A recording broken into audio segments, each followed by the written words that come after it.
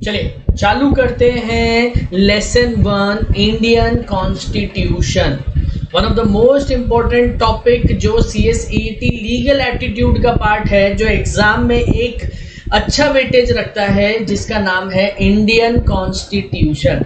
बेटा Indian constitution होता क्या है? नाम से क्लियर है बाबा। इंडिया ने जो कॉन्स्टिट्यूशन अडॉप्ट करके रखा हुआ है उसको जब ओवरऑल रीड करोगे तो वो क्या माना जाएगा? Indian constitution. करेक्ट है बेटा। सर कॉन्स्टिट्यूशन मतलब क्या होता है? That is very important.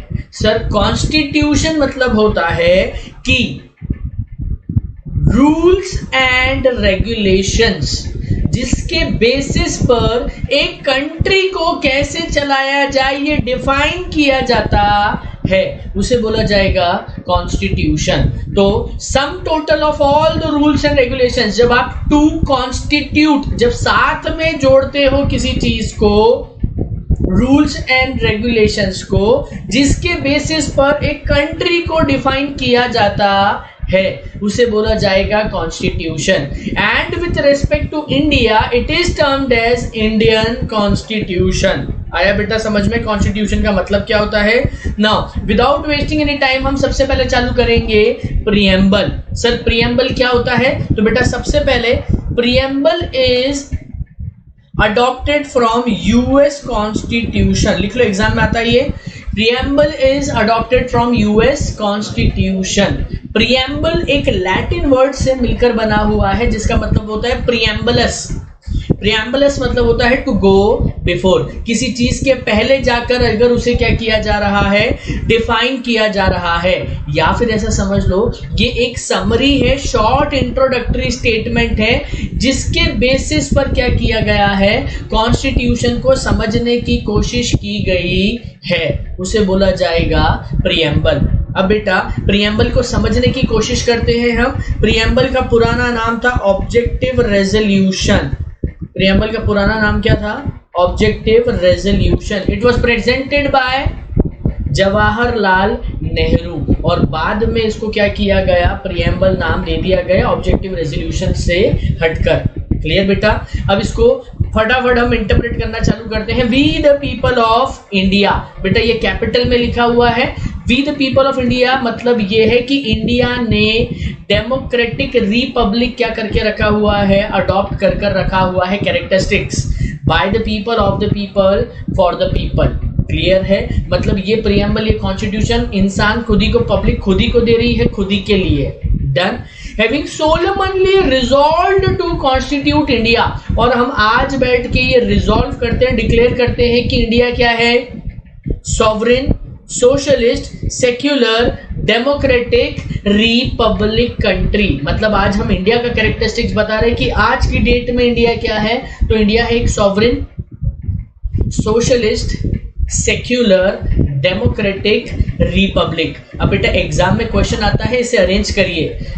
Sovereign, socialist, secular, democratic, Republic. I hope so ये अरेंजमेंट समझ में आया होगा आपको। इसके बाद वो इंडिविजुअल मीनिंग पूछते हैं। इंडिविजुअल मीनिंग हम देखते हैं क्या होता है, और साथ ही साथ वो बोलते हैं to secure to all its citizens, कि जिस दिन हम प्रीएम्बल अडॉप्ट कर रहे हैं उस दिन हम आपको प्रोवाइड कर रहे हैं जस्टिस, दूसरा लिबर्टी, तीसरा इक्वालिटी, चौथा फ्रेटर्निटी।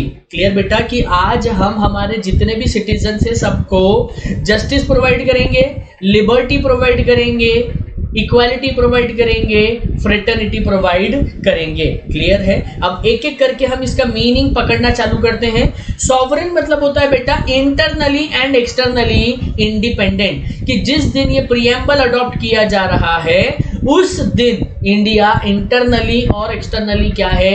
इंडिपेंडेंट है। इसके ऊपर किसी भी दूसरी कंट्री का या फिर राजा का डोमिनियन पावर नहीं है, सप्रेसिंग पावर नहीं है। Second is socialist. सोशलिस्ट मतलब इंडिया में रोटी कपड़ा मकान जो है सोसाइटी के वेलफेयर के लिए चीजें की जाएगी। मतलब इंडिया का आज की डेट में सोशल वेलफेयर का मोटिव रहेगा। Next is secular. सेक्युलर बोले तो इंडिया का कोई भी रिलीजन नहीं है। इंडिया सारे रिलीजन को क्या करेगा? इक्वल रिस्पेक्ट प्रोवाइड करेगा और इक्वल प्रोटेक्शन प्रोवाइड करेगा। नेक्स्ट इज डेमोक्रेटिक मतलब क्या होता है? Every person who is above the age of 18 years has right to vote. ये चाह कर क्या कर सकता है? अपना खुद का इलेक्शन या रिप्रेजेंटेटिव कर सकता है। नेक्स्ट इज रिपब्लिक मतलब रिप्रेजेंटेटिव ऑफ पब्लिक, कि हर एक इंडिविजुअल क्या कर सकता है? रिप्रेजेंटेशन कर सकता है। तो सॉवरेन बोले तो internally and externally independent. Socialist बोले तो भाई सोशल वेलफेयर करना पड़ेगा। सेक्युलर बोले तो इंडिया का खुद का कोई रिलीजन नहीं है, जैसे Dubai is a Pakistan Muslim country, Pakistan is a Muslim country, Rome is a Christian country. उन्होंने बोला भैया इंडिया का ऐसा कुछ भी नहीं है, इंडिया सारे रिलीजन को इक्वल प्रोटेक्शन और इक्वल रिस्पेक्ट प्रोवाइड करता है। नेक्स्ट इज डेमोक्रेटिक, कि हर एक पर्सन जो 18 ईयर्स से अबव है उसे राइट टू वोट रहेगा। Republic is representative of public, and हम सिटीजन्स को क्या प्रोवाइड करेंगे? जस्टिस बोले तो तीनों पार्ट में, social justice, economic justice and political justice. Society में डिस्पैरिटी नहीं रहेगी, पैसों का इकोनॉमिक इक्वल डिस्ट्रीब्यूशन चलेगा वेल्थ का, एंड पॉलिटिकल जस्टिस रहेगा कि कोई भी person irrespective of caste, creed, religion आप वोट कर सकते हो। Liberty of thought, expression, belief, faith and worship ये कहता है कि आपके पास आज़ादी रहेगी, लिबर्टी रहेगी कि आप जो चाहो वो सोच सकते हो, जो चाहो वो एक्सप्रेस कर सकते हो, आप जिस चीज में चाहो बिलीफ रख सकते हो, फेथ रख सकते हो और वर्शिप कर सकते हो। Next is equality of status and opportunity. आपको क्या मिलेगी? इक्वालिटी मिलेगी, स्टेटस एंड अपॉर्चुनिटी, किसी के साथ भी भेदभाव नहीं किया जाएगा। और हम सारे लोगों के बीच में प्रमोट करते हैं फ्रेटर्निटी बोले तो फीलिंग ऑफ ब्रदरहुड, कि आपको सिंस हमने सेक्युलर बोला तो ऐसा नहीं कि आप लड़े जा रहे एक दूसरे पर, ऊपर सारी चीज़ों पर जस्टिस नहीं है, लिबर्टी नहीं है, सेक्युलर नहीं है, तो यू पीपल आर फाइटिंग। उन्होंने बोला नॉट एट ऑल, हम आपको बोल रहे हैं कि हर एक पर्सन अपनी डिग्निटी के साथ रहे इंडिया में, और यूनिटी और इंटीग्रिटी के साथ नेशन में साथ मिलकर रहे। डन बेटा। नेक्स्ट उन्होंने अडॉप्ट किया कि इन आवर कॉन्स्टिट्यूएंट असेंबली, आज हम कॉन्स्टिट्यूएंट असेंबली में बैठकर 26 नवंबर 1949, इंपॉर्टेंट है, 26/11/1949 को बैठकर क्या कर रहे हैं? Adopt, enact and give to ourselves this constitution. हम अपने आप को क्या दे रहे हैं? ये कॉन्स्टिट्यूशन प्रोवाइड कर रहे हैं। आई होप बेटा आपको प्रीएम्बल समझ में आया होगा।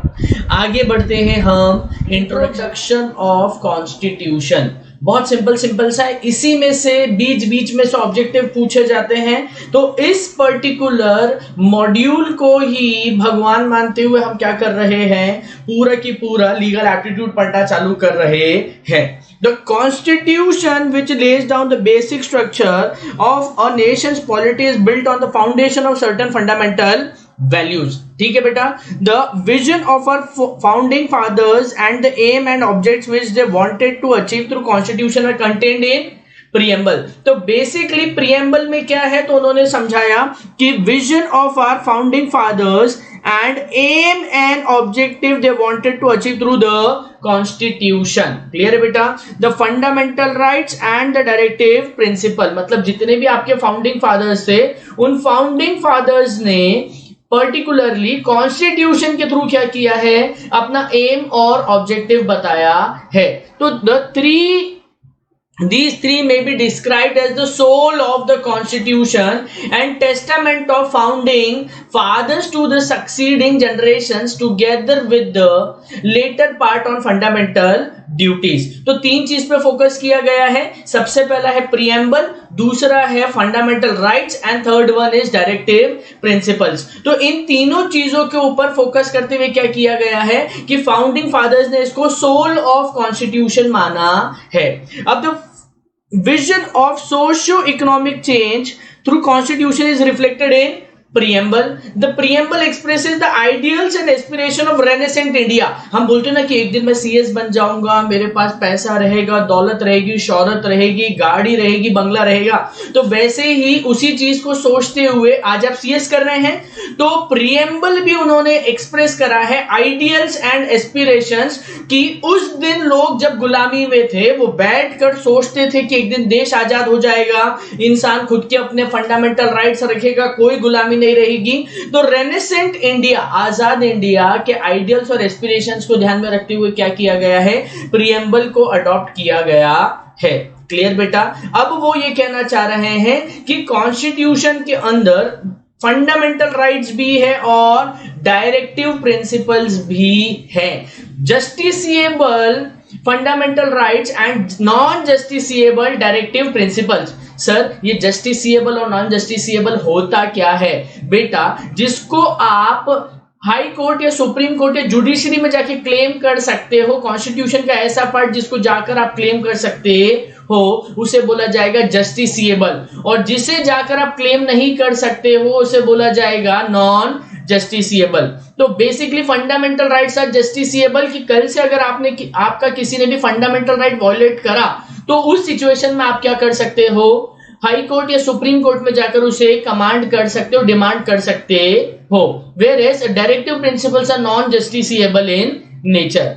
आ रहा है बेटा समझ में?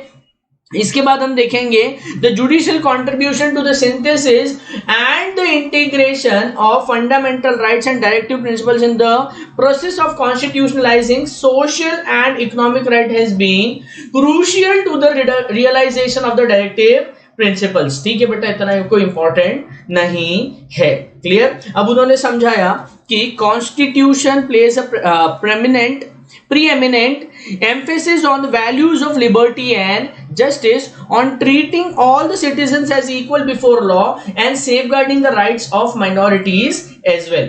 Clear? अब इसी पर्टिकुलर प्रीएम्बल में उन्होंने लिखा है we the people. We the people क्या बताता है? It enshrines the democratic part of the constitution और ऑफ द कंट्री। क्लियर बेटा? वी द पीपल मतलब क्या होता है? डेमोक्रेटिक कैरेक्टर बताता है कि ये पूरा कॉन्स्टिट्यूशन, ये पूरा की पूरा जो भी इकोसिस्टम चल रहा है, ये पूरा की पूरा किसके बेसिस पर चल रहा है? डेमोक्रेटिक कल्चर के बेसिस पर। Next is broad framework of constitution. Broad framework of constitution ये कहता है the constitution of India came into force on 26 January 1950। Important है बेटा, एग्जाम में आता है ये। क्या कहना चाह रहा हूं मैं कि constitution came into force on 26 January 1950। Sir enforcement कब आया? 26 जनवरी 1950। तो अडॉप्ट कब किया था? अडॉप्ट किया था बेटा हमने 26/11/1949। बनकर तैयार हो गया 26/11/1949 में। वेयर एज कॉन्स्टिट्यूशन जो है वो लागू कब किया गया कि इसके अंदर जो भी लिखा है वो इंडिया को फॉलो करना पड़ेगा फ्रॉम 26 जनवरी 1950। ये एक कॉम्प्रिहेंसिव डॉक्यूमेंट है, इसके अंदर सारी चीजें इंक्लूडेड है, आपको अलग से कुछ भी पढ़ने की जरूरत नहीं है। अब इसके अंदर क्या बताता है? स्ट्रक्चर ऑफ गवर्नमेंट बताता है। स्ट्रक्चर ऑफ गवर्नमेंट मतलब कि गवर्नमेंट किस तरीके से काम करेगी, कौन कौन गवर्नमेंट की डेफिनेशन में आएगा। Second, it provides the detailed provision for rights of citizens. Next is and other person in number of entrenched provisions and for the principles to be followed by the state। किसी भी देश को, किसी भी state को systematic manner में चलाने के लिए कौन कौन से बेसिक प्रिंसिपल्स आपको लगेंगे, जरूरत पड़ेगी, ये भी इसमें दिया हुआ है through directive principles of state policy. 3 public authorities रहेगी। पहला रहेगा लेजिस्लेचर, दूसरा रहेगा एडमिनिस्ट्रेटिव और तीसरा रहेगा जुडिशरी। क्लियर बेटा? प्रीएम्बल जो है वो aims and aspiration of the people of India बताएगा।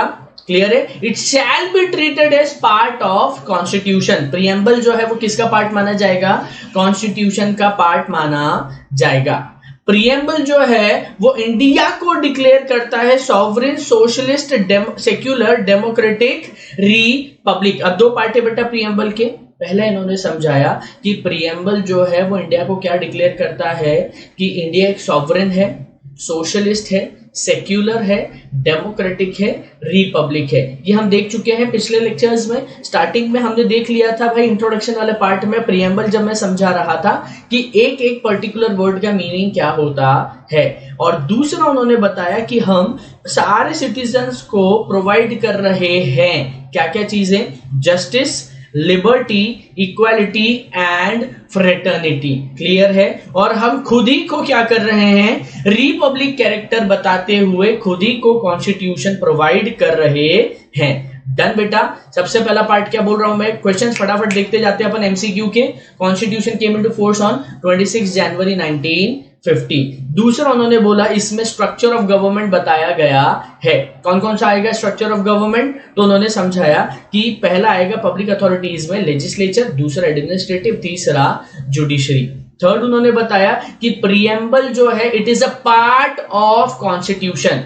फिर प्रीएम्बल को दो पार्ट में डिवाइड किया गया है। पहला है इंडिया क्या है और हम सिटीजन्स को क्या क्या राइट्स प्रोवाइड कर रहे हैं, किन किन स्फीयर में इन्हें राइट्स प्रोवाइड किए जा रहे हैं। तो सबसे पहले उन्होंने प्रीएम्बल में इंडिया को क्या डिक्लेयर किया, सॉवरेन, सोशलिस्ट, सेक्युलर, डेमोक्रेटिक और रिपब्लिक। साथ ही साथ सारे सिटीजन्स को क्या प्रोवाइड कर रहे हैं, जस्टिस, लिबर्टी, इक्वालिटी, फ्रेटर्निटी। आ रहा है बेटा समझ में। इसके बाद इन्होंने एक एक वर्ड समझाना चालू किया।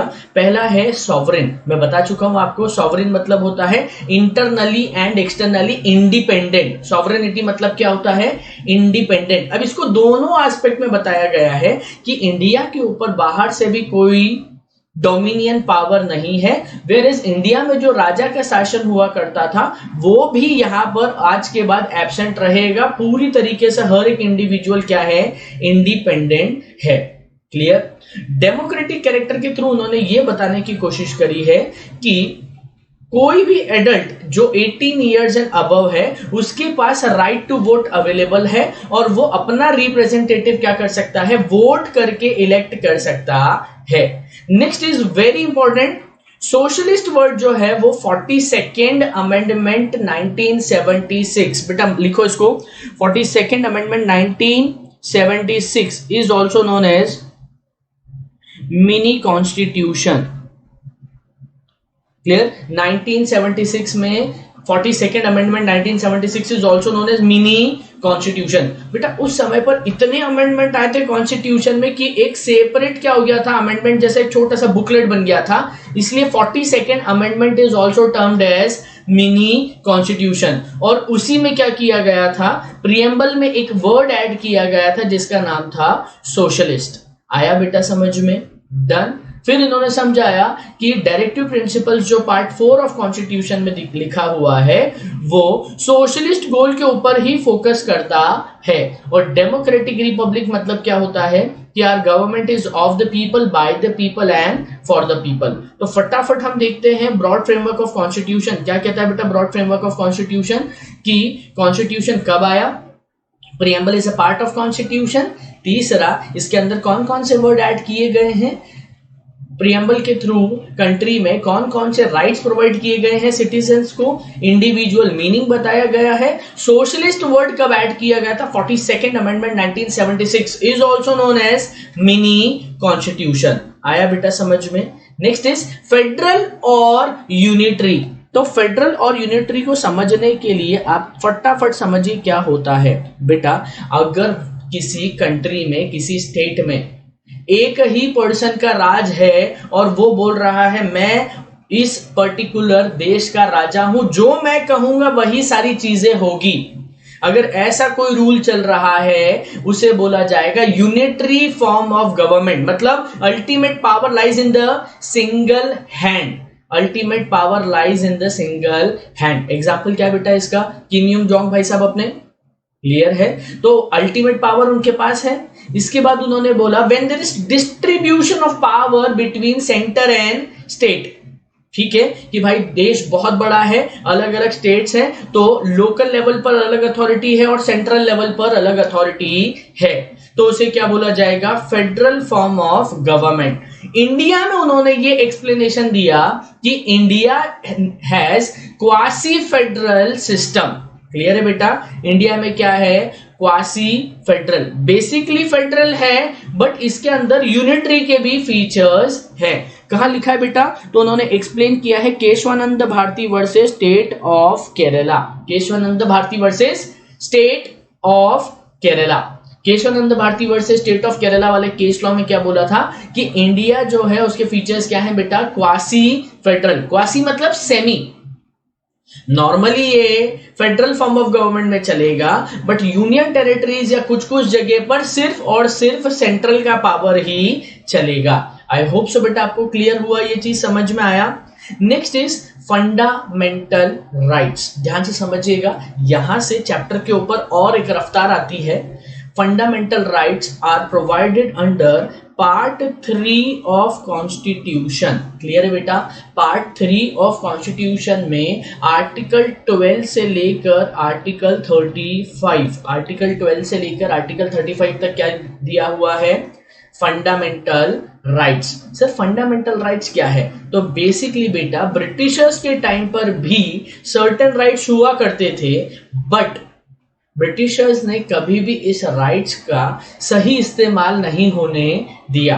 उस समय पर इसे मैग्ना कार्टा नाम से जाना जाता था बट जैसे ही इंडिया आजाद हुआ इन्होंने कॉन्स्टिट्यूशन में मेन क्रक्स जो इंसर्ट किया that was fundamental rights. US constitution को देखते हुए इन्होंने ये चीज अडॉप्ट करी और ये लिखा कि हर एक पर्टिकुलर इंडिविजुअल जो इंडिया में रह रहा है उसे एक डिग्निफाइड लाइफ जीने का अधिकार है। और वो ये डिग्निफाइड लाइफ कैसे जी सकता है? तो उन्होंने बोला स्टेट के पास सारा पावर हमने दिया है बट उसके पास कुछ क्या रहेगा? बेसिक राइट्स प्रोवाइड किए जाएंगे जिसको स्टेट भी चाहे तो रीजनेबल रेस्ट्रिक्शन लगाकर ही छीन सकता है। ये जस्टिसिएबल इन नेचर रहेगा और कल से अगर किसी भी इंडिविजुअल के फंडामेंटल राइट अगर अफेक्ट होते हैं तो उस सिचुएशन में वो क्या कर सकता है? सीधे हाई कोर्ट या सुप्रीम कोर्ट या हायर जुडिशरी अथॉरिटीज के पास जाकर अपने ये फंडामेंटल राइट क्लेम कर सकता है। बेटा एग्जाम में क्या आएगा क्वेश्चन कि कौन से पार्ट में फंडामेंटल राइट्स है? तो बेटा पार्ट 3 ऑफ कॉन्स्टिट्यूशन कहां से अडॉप्टेड है? यूएस कॉन्स्टिट्यूशन से अडॉप्टेड है। आर्टिकल 12 से लेकर article 35 of Indian constitution deals with fundamental rights. Clear बेटा? अब basically 6 categories of fundamental rights है। बच्चों को बहुत डाउट आता है सर 6 फंडामेंटल राइट है। नहीं बेटा, बहुत सारी राइट्स होते हैं, उसका 6 कैटेगराइजेशन करा हुआ है। These are right to equality, article 14 से लेकर आर्टिकल 18 तक, मतलब 14, 15, 16, 17, 18 ये अलग अलग रेफरेंस में क्या किया जाएगा? आपको राइट टू इक्वालिटी बताया जाएगा। Next is right to freedom. Right to freedom कहता है आर्टिकल 19 से लेकर 22 तक हम आपको वेरियस एस्पेक्ट्स में फ्रीडम की डेफिनेशन बताएंगे। आर्टिकल 23 एंड 24 में उन्होंने क्या बताया है? Right against exploitation. फिर right to freedom of religion is provided under article 25 to 28। Next is cultural and educational rights, article 29 and 30। And last one is right to constitutional remedies, article 32। अरे sir article 31 भी तो हुआ करता था। हाँ बेटा हुआ करता था। आर्टिकल 31 यहां से हटा दिया गया है और उसे 44th कॉन्स्टिट्यूशनल अमेंडमेंट एक्ट 1978। अब ध्यान से समझना, आर्टिकल 31 का नाम क्या था? Right to property. क्लियर है? ये 44th कॉन्स्टिट्यूशनल अमेंडमेंट एक्ट 1978 में यहां से हटा दिया गया था और आर्टिकल 300A में इसे एक बेसिक क्या कर दिया है? राइट बताया गया है। कौन सा राइट है बेटा? तो ये एक सिर्फ बेसिक लीगल राइट रहेगा, इसको आप फंडामेंटल राइट की डेफिनेशन से हटा देंगे। तो 6 कैटेगराइजेशन फंडामेंटल राइट के कौन कौन से माने गए हैं? तो सबसे पहला है राइट टू इक्वालिटी, दूसरा है राइट टू फ्रीडम, तीसरा है राइट अगेंस्ट एक्सप्लॉयटेशन, चौथा है right to freedom of religion, पांचवा है cultural and educational rights, and last one is right to constitutional remedies. I hope आपको समझ में आते जा रहा होगा। फटाफट अपन रिवाइज करते हैं इसको। पार्ट 3 ऑफ कॉन्स्टिट्यूशन में क्या दिया हुआ है बेटा?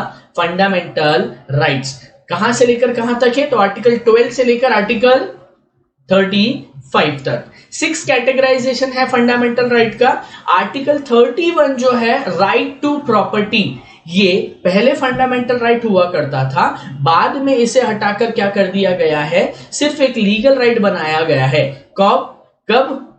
44th constitutional amendment act 1978। आई होप बेटा समझ में आ रहा होगा। अब सर 14 से लेकर 32 तक तो आपने बता दिया हमें। सर 12, 13 और 33, 34, 35 कहाँ है? तो बेटा आप फंडामेंटल राइट किससे क्लेम करोगे और फंडामेंटल राइट के टाइम पर लॉ क्या वर्ड डिफाइन किया गया है? तो आर्टिकल 12 में स्टेट वर्ड को डिफाइन किया गया है, आर्टिकल 13 में लॉ वर्ड को डिफाइन किया हुआ है। Clear sir? 33, 34, 35 deals with general provision relating to fundamental rights. Article 33, 34 और 35 जो है वो जनरल प्रोविजन है फंडामेंटल राइट से। जनरल प्रोविजन मतलब जो रिपीटेटिव प्रोविजन है, जो बार बार बेसिक चीजें हैं जो बताई गई है, जिसे रिपीट नहीं करना है, उसे एक्सक्लूसिवली डाल दिया गया है 33, 34 और 35 में। क्लियर है बेटा? अब एक बार आपको फंडामेंटल राइट दे दिए तो बेटा क्या ये एब्सोल्यूट है? क्या आपसे कोई छीन ही नहीं सकता है? ऐसा नहीं है। कोर्ट चाहे तो उसके ऊपर क्या कर सकता है? रीजनेबल रेस्ट्रिक्शन लगा सकता है। Sir what is reasonable restriction? कि जब भी कोर्ट आपके ऊपर रेस्ट्रिक्शन या रोक लगाएगा, वो आपको क्या देगा?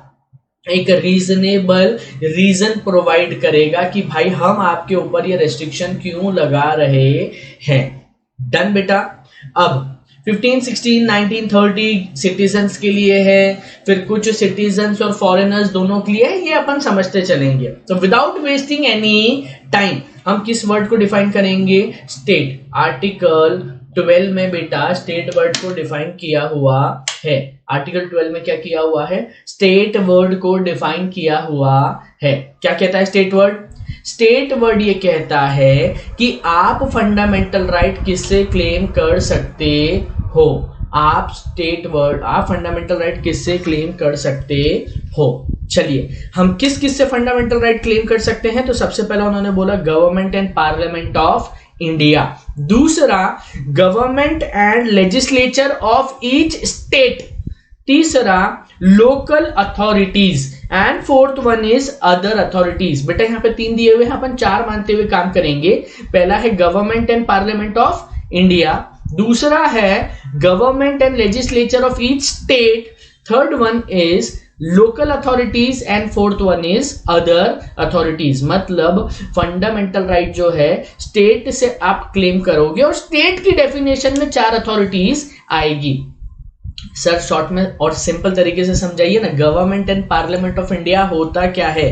तो government and parliament of India मतलब होता है सेंट्रल गवर्नमेंट।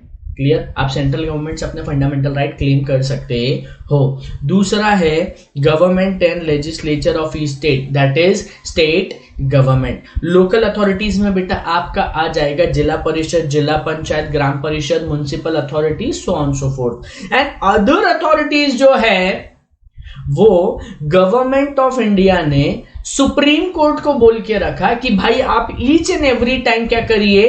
इंटरप्रेट करिए और हर बार आप बताइए कि ये पर्टिकुलर अथॉरिटी फंडामेंटल राइट की डेफिनेशन में आती है या नहीं आती है। ये स्टेट वर्ड की डेफिनेशन में आएगी तो आप क्या कर सकते हो? इनसे अपने फंडामेंटल राइट क्लेम कर सकते हो। तो बेटा अदर अथॉरिटीज और लोकल अथॉरिटीज को क्या किया गया? फाइनली सुप्रीम कोर्ट के हाथ में रखा गया। क्लियर? अब एक लैंडमार्क जजमेंट था जिसमें अजय हासिया वर्सेस खालिद मुजिब, जिसमें सुप्रीम कोर्ट ने क्या किया बेटा? उन्होंने एक रूल बनाया, एजेंसी या फिर एक इंस्ट्रूमेंटैलिटी टेस्ट बताया, जिसको ध्यान में रखते हुए उन्होंने ये कहा कि अगर आप ये 6 डेफिनेशंस की कैटेगरी में कोई भी एक कैटेगरी में फॉल करते हैं तो आप अदर अथॉरिटीज की डेफिनेशन में आ जाएंगे और आप क्या कर सकते हैं, अपना फंडामेंटल राइट क्लेम कर सकते हैं। पहला, if the entire share capital of corporation, अगर किसी भी कंपनी के पूरे की पूरे शेयर कैपिटल सरकार के हाथ में है, गवर्नमेंट के हाथ में है, तो वो कंपनी जो है वो स्टेट वर्ड की डेफिनेशन में आएगी और आप उससे अपना फंडामेंटल राइट क्लेम कर सकते हो। सेकेंड इज, अगर financial assistance of the state is to meet almost entire expenditure of the corporation, मतलब कंपनी का पूरा खर्चा कौन चला रहा है, फाइनेंशियल असिस्टेंस कौन देख रहा है, स्टेट देख रहा है, तो वो पर्टिकुलर कंपनी क्या हो जाएगी, स्टेट की डेफिनेशन में आ जाएगी। थर्ड इज, अगर कोई कंपनी मोनोपोली स्टेटस ले रही है और उसको प्रोटेक्शन कौन दे रहा है, स्टेट। मोनोपोली मतलब कि भाई वही कंपनी आएगी, उसका कोई कॉम्पिटिटर मार्केट में नहीं आ सकता है। Next is existence of deep and pervasive control, मतलब स्टेट के पास उसका पूरा 100% कंट्रोल है। और अगर कोई function of corporation is of public importance and related closely to government function, अगर वो कंपनी गवर्नमेंट का कोई स्पेसिफिक फंक्शन परफॉर्म कर रही है तो उस पर्टिकुलर सिचुएशन में वो कॉर्पोरेशन भी उसी की डेफिनेशन में आएगा। अगर कोई डिपार्टमेंट है किसी कंपनी का और वो गवर्नमेंट की डेफिनेशन में आ गया है तो उस पर्टिकुलर सिचुएशन में उसे भी क्या किया जाएगा, गवर्नमेंट की डेफिनेशन में इंक्लूड कर दिया जाएगा। क्लियर है बेटा, आया समझ में कि पहला, अगर पूरा शेयर कैपिटल कंपनी का गवर्नमेंट के पास है तो वो अदर अथॉरिटी की डेफिनेशन में आएगा, फंडामेंटल राइट क्लेम कर लीजिए। दूसरा, अगर स्टेट फाइनेंशियल असिस्टेंस प्रोवाइड कर रहा है तो वो भी उस डेफिनेशन में आ जाएगा। तीसरा, कॉर्पोरेशन मोनोपोली मेंटेन कर रहा है और उसको स्टेट प्रोटेक्ट कर रहा है, वो भी उसमें आ जाएगा। Next is existence of deep and pervasive control. Next is, अगर कोई पब्लिक इंपॉर्टेंस का काम कर रहा है कॉर्पोरेशन गवर्नमेंट के कहने पर तो वो भी स्टेट की डेफिनेशन में आ जाएगा। एंड लास्ट वन इज, अगर कंपनी का कोई डिपार्टमेंट जो है वो गवर्नमेंट के लिए काम कर रहा है तो वो पर्टिकुलर डिपार्टमेंट भी अदर अथॉरिटीज की डेफिनेशन में आ जाएगा। आई होप सो बेटा आर्टिकल 12 आपको समझ में आया होगा। आर्टिकल 12 क्या कहता है, स्टेट वर्ड को डिफाइन करिए। स्टेट वर्ड में 4 अथॉरिटीज आएगी, पहला सेंट्रल गवर्नमेंट, दूसरा स्टेट गवर्नमेंट, तीसरा लोकल अथॉरिटीज, चौथा अदर अथॉरिटीज। डन बेटा। इसके बाद है आर्टिकल 13। आर्टिकल 13 बात करता है justifiability of fundamental rights. Fundamental rights article 13 जो है ऐसा कहा जाता है कि it provides teeth to the fundamental rights, मतलब फंडामेंटल राइट्स सही है या गलत है, इसका क्या किया जाए, ये पूरी की पूरी चीजें डिपेंड करेगी आर्टिकल 13 पर। इसे 2 पार्ट में डिवाइड किया गया है बेटा। पहला है एग्जिस्टिंग लॉज और दूसरा है फ्यूचर लॉज। एग्जिस्टिंग लॉज मतलब pre constitution laws, whereas future laws को क्या बोला गया है, पोस्ट कॉन्स्टिट्यूशन लॉज। क्या है, प्री और पोस्ट। प्री क्या कहता है बेटा कि जितने भी फंडामेंटल राइट्स हैं जो कॉन्स्टिट्यूशन, जितने भी लॉ हैं जो कॉन्स्टिट्यूशन के पहले के हैं, आई रिपीट अगेन कि 26 जनवरी 1950 को जब भी कॉन्स्टिट्यूशन अडॉप्ट किया उसके अंदर फंडामेंटल राइट्स था ही, उसके पहले के जितने भी लॉ हैं उसे क्या बोला जाएगा, प्री कॉन्स्टिट्यूशनल लॉज या फिर एग्जिस्टिंग लॉज। उन्होंने ये समझाया कि उस समय के जितने भी लॉज हैं जो डायरेक्टली या इनडायरेक्टली फंडामेंटल राइट्स को अफेक्ट कर रहे हैं वो सारे की सारे राइट्स को क्या, सारे के सारे लॉज को क्या कर दिया जाए, वॉइड डिक्लेयर कर दिया जाए to the extent to which they are inconsistent with fundamental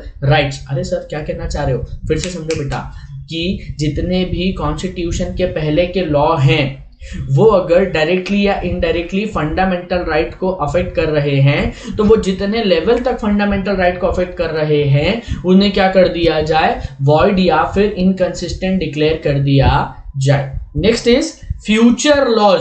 future law में उन्होंने बोला कि कॉन्स्टिट्यूशन आने के बाद ऐसा कोई लॉ ही नहीं बनाया जाएगा जो डायरेक्टली या इनडायरेक्टली क्या कर रहा है, फंडामेंटल राइट्स को अफेक्ट कर रहा है। क्लियर? अगर ऐसा कोई लॉ बन भी गया तो पूरा की पूरा लॉ को कर्टेल कर दिया जाएगा। कितने एक्सटेंट तक? जितने एक्सटेंट तक वो फंडामेंटल राइट को अफेक्ट कर रहा है। डन बेटा? आया। Article 12 deals with the word state, article 13 deals with word law. Law दो पार्ट में डिवाइडेड है, प्री एंड पोस्ट। प्री जितने भी है, जितने लेवल तक फंडामेंटल राइट को अफेक्ट कर रहे हैं उसे तुरंत क्या कर दीजिए, वॉइड डिक्लेयर कर दीजिए उस लेवल तक। Post constitutional loss, future loss जितने भी है, आज के बाद ऐसा कोई लॉ बनाया ही नहीं जाएगा जो फंडामेंटल राइट्स को अफेक्ट कर रहा है। Next is right to equality, that is article 14 से लेकर article 18 of constitution deals with right to equality. अब बेटा 5 एस्पेक्ट्स में इन्होंने राइट टू इक्वालिटी का कैटेगराइजेशन किया है। पहला है equality before law, that is article 14। Next is article 15. Article 15 is prohibition of discrimination on the ground of religion, right, race, caste, sex or place of birth. Article 16 उन्होंने समझाया equality of opportunity in matter of public employment. इसके बाद है abolition of untouchability, that is article 17 and abolition of title is article 18। आया बेटा समझ में? Article 14 right to equality before law, फिर आर्टिकल 15 में उन्होंने स्पेसिफिक प्रोहिबिशन बताया, डिस्क्रिमिनेशन बताया। आर्टिकल 16 में उन्होंने क्या बोला, in the matter of public employment. Article 17 में उन्होंने बताया abolition of untouchability and article 18 में उन्होंने बताया अबॉलिशन ऑफ टाइटल्स। क्लियर बेटा? अब आर्टिकल 14 क्या कहता है? Article 14 deals with equality before law and equal protection of law. ये कहता है कि वेदर इट इज यू और इट इज मी और हाउसोएवर पावरफुल पर्सन ऑफ इंडिया, अगर इसने कुछ भी गलत काम किया है तो कानून की नजरों में उसे इक्वल प्रोटेक्शन मिलेगा और इक्वल ट्रीट किया जाएगा। क्लियर है बेटा? Article 14 deals with equality before law and equal protection of law. Done? क्या कह रहा है? The state shall not deny to any person any equality before law और equal protection of law within the territory of India. Article 14 क्या कहता है? State किसी भी पर्सन को, भले ही वो इंडियन हो भले ही वो फॉरेनर हो, किसी भी पर्सन को मना नहीं कर सकता इक्वालिटी बिफोर लॉ और equal protection of law within the territory of India. Done? अब आर्टिकल 14 क्या करता है? गारंटी देता है हर एक पर्सन को कि हम क्या करेंगे, आपको इक्वल प्रोटेक्शन प्रोवाइड करेंगे। तो आर्टिकल 14 दो एस्पेक्ट में बात करता है बेटा। पहला है इक्वालिटी बिफोर लॉ, ठीक, और दूसरा बात करता है इक्वल प्रोटेक्शन ऑफ लॉ। आया समझ में बेटा? अब इन्होंने इस वर्ड को डिफाइन किया गया एनी पर्सन। एनी पर्सन मतलब क्या है? तो उन्होंने बोला नेचुरल पर्सन भी इस डेफिनेशन में आ जाएगा और आर्टिफिशियल पर्सन भी इसकी डेफिनेशन में आ जाएगा। आर्टिकल 15 ये कहता है prohibition of discrimination on grounds of religion etcetera. Clear? अब ये कहता है कि आर्टिकल 15 प्रोहिबिट्स, मना करता है, स्टेट कर ही नहीं सकता है किसी भी सिटीजन को ओनली ग्राउंड्स ओनली ऑफ, मतलब स्टेट चाहकर भी कोई भी डिस्क्रिमिनेशन नहीं कर सकता है किसी भी सिटीजन के साथ। फॉरेनर के साथ कर सकता है, करो, कोई दिक्कत नहीं है। On grounds only of religion, race, caste, sex, place of birth और एनी ऑफ देम। मतलब ये कहना चाह रहे हैं कि स्टेट में ऐसा कोई डिस्क्रिमिनेशन, भेदभाव नहीं होगा सिर्फ रिलीजन के बेस पर, रेस के बेस पर, कास्ट के बेस पर, सेक्स के बेस पर, प्लेस ऑफ बर्थ के बेस पर या फिर any of them. Sir race मतलब on the basis of skin colour. बेटा बाकी तो आपको समझ में आता होगा। On the basis of skin colour अगर कोई भी डिस्क्रिमिनेशन किया जा रहा है तो उसे बोला जाएगा discrimination on the basis of race. आया बेटा समझ में? अब उन्होंने क्या बोला, इसके साथ अगर आपने रीजनेबल जस्टिफिकेशन जोड़ दिया तो कोई दिक्कत नहीं है। डन। आर्टिकल 15 क्या कहता है कि no citizen shall be subject to any disability restriction और condition with regard to access to shop, public restaurant, hotel and places of public entertainment, कि आप इन लोगों के इन प्लेसेस पर किसी भी तरीके से कोई भेदभाव नहीं कर सकते हो। डन। इसके बाद उन्होंने बोला use of well, tanks, bathing ghats, roads and places of public resort, whether in India, whether wholly or partially out of the state funds or dedicated to the use of general public। आप सिर्फ इसी basis पर ये दो जगह पर कभी भी डिस्क्रिमिनेशन नहीं कर सकते हो। आर्टिकल 15 सब क्लॉज 3 में उन्होंने ये समझाया कि स्टेट चाहे तो क्या कर सकता है, विमेन और चिल्ड्रन के लिए स्पेशल प्रोविजन बना सकता है। डन। कि हम चिल्ड्रन और विमेन के अपलिफ्टमेंट के लिए क्या कर सकते हैं, स्पेशल प्रोविजन बना सकते हैं। 15 सब क्लॉज 4 सबसे खतरनाक, सबसे ज्यादा विवादित जो रहता है, सबसे ज्यादा कंट्रोवर्सी में ये रहता है कि सर स्टेट चाहे तो क्या स्पेशल प्रोविजन बना सकता है? हाँ बना सकता है, for the advancement of socially and educationally backward class के लिए, दूसरा एससी के लिए, तीसरा एसटी के लिए। बेटा क्लियर है कि अगर कोई भी बैकवर्ड क्लास ऑफ सिटीजन्स है तो उनके साथ, दूसरा शेड्यूल कास्ट, तीसरा शेड्यूल ट्राइब के पास बैठकर क्या किया जा सकता है, उनके लिए स्पेशल प्रोविजन बनाया जा सकता है। क्लियर। इसी के साथ उन्होंने एक और बताया, socially and economically weaker section को उन्होंने और डिफाइन किया under EWS, economically weaker section of society, कि बेटा अगर जनरल कैटेगरी का भी कोई है और वो इकोनॉमिकली वीक है तो उन्हें भी स्टेट चाहे तो क्या कर सकता है, स्पेशल प्रोविजन प्रोवाइड कर सकता है। आई होप आर्टिकल 15 भी समझ में आया होगा। Next is article 16। Article 16 deals with equality of opportunity in the matter of public employment, कि अगर कोई भी सरकारी नौकरी निकल रही है, पब्लिक एम्प्लॉयमेंट निकल रहा है, तो हर एक पर्सन के पास ये राइट रहेगा कि irrespective of religion, race, caste, sex, descent, place of birth और रेसिडेंस, आप किसी भी सिटीजन के साथ कोई भी डिस्क्रिमिनेशन नहीं कर सकते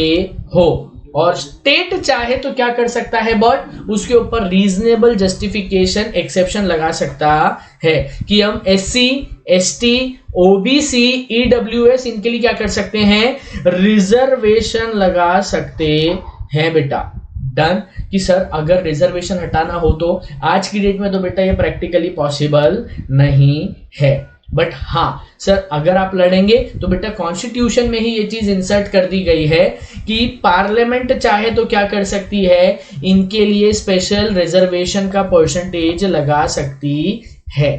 डन बेटा। आई होप आपको समझ में आ रहा होगा। Next is article 17। Article 17 is abolition of untouchability, कि untouchability is abolished and its practice is in any form is forbidden. क्या कहना चाह रहा हूं मैं कि अनटचेबिलिटी, छुआछूत, भेदभाव जो भी है उसको पूरी तरीके से क्या कर रहा है, हटा रहा है इंडिया आज के बाद, during by using article, by inserting article 17। और अगर कोई भी ये प्रैक्टिस करते हुए पाया गया तो it shall be an offense punishable in accordance with law। Done। Article 18। Article 18 is abolition of title। India में ब्रिटिशर्स अलग अलग लोगों को अलग अलग टाइटल प्रोवाइड करते थे on the basis of their calibre and knowledge. Sir, Raj Bahadur, Rai Sahib, knight, etcetera etcetera. Clear है बेटा। बट उन्होंने समझाया कि हम राइट टू इक्वालिटी को ध्यान में रखते हुए जितने भी टाइटल उन सबको क्या कर रहे हैं, अबॉलिश कर रहे हैं। इंडिया में आज के बाद आप कोई भी टाइटल यूज नहीं कर सकते हो, बट उसके अंदर सर्टेन एक्सेप्शंस लगाए बेटा, कि अगर आपके पास मिलिट्री एकेडमिक डिस्टिंक्शन है, मतलब सीए बन गए हो, सीएस बन गए हो, नाम के शुरुआत में सीएस लगा रहे हो, चल जाएगा। मिलिट्री में जो भी रैंकिंग होती है, lieutenant, lieutenant, major general, colonel, ये भी यूज कर सकते हो। फिर कोई भी सिटीजन ऑफ इंडिया बाहर वाले फॉरेन स्टेट वालों से अगर कोई टाइटल मिला है तो इंडिया में यूज नहीं कर सकता है। फिर उन्होंने बोला कि भाई आप किसी भी इंडिया में कोई भी सीट अगर यूज कर रहे हो, holding a seat in the form of trust, तो प्रेसिडेंट की परमिशन के बिना आप कोई भी टाइटल यूज नहीं कर सकते हो। मतलब ईच एंड एवरी टाइम अगर आप इंडिया में हो या फिर कोई भी ऑफिस ऑफ प्रॉफिट या कोई भी डेजिग्नेशन होल्ड करके रखे हुए हो, तो उस पर्टिकुलर सिचुएशन में आपको क्या करना पड़ेगा, वो टाइटल होल्ड करने से पहले प्रेसिडेंट का परमिशन लेना पड़ेगा। आई होप बेटा आपको समझ में आया होगा। इसके बाद देखते हैं हम राइट्स रिलेटिंग टू फ्रीडम। हम देखते हैं rights relating to freedom. Rights relating to freedom क्या कहता है बेटा? राइट्स रिलेटिंग टू फ्रीडम कहता है कि फंडामेंटल राइट्स में फ्रीडम से रिलेटेड कौन कौन से राइट्स अवेलेबल है। आर्टिकल 19 से 22 तक गारंटी करता है सर्टेन फंडामेंटल राइट्स। आर्टिकल 19 से लेकर आर्टिकल 22 गारंटी करता है सर्टेन फंडामेंटल राइट्स। 6 फ्रीडम हमको citizens being citizen of India हमें 6 फ्रीडम्स प्रोवाइड किए गए हैं। The very first one being freedom of speech and expression. Second one is assemble peacefully and without arms. Third one is form association or unions or cooperative society. Next is move freely throughout the territory of India. Fifth one is reside and settle in any part of the territory of India. And next is practice any profession or to carry on any occupation, trade or business. तो ये 6 fundamental freedoms हमें provide किए गए हैं। पहला है freedom of speech and expression. Second one is assemble peaceably without arms. Third one is form association or union or cooperative societies. Next is move freely throughout the territory of India. Next is reside and settle in any part of territory of India. And last one is practice any profession or to carry on any occupation, trade or business. आप जो चाहे speech and expression के through freedom है आपके पास, express कर सकते हैं। Second is आप कहीं पर भी असेंबल हो सकते हैं पीसेबली विदाउट आर्म्स, आप एसोसिएशन बना सकते हैं।